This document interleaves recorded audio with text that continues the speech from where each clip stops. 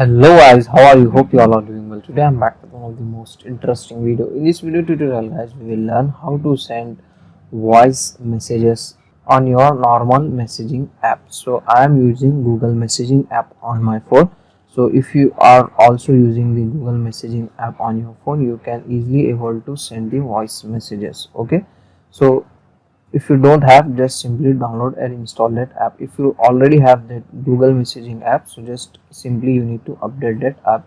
Open the Google Play Store and search the messages by Google and update it. Okay, after updating, open the app. Now open your contact on the messaging app, as you can see, and here you can get the one mic icon, recording icon.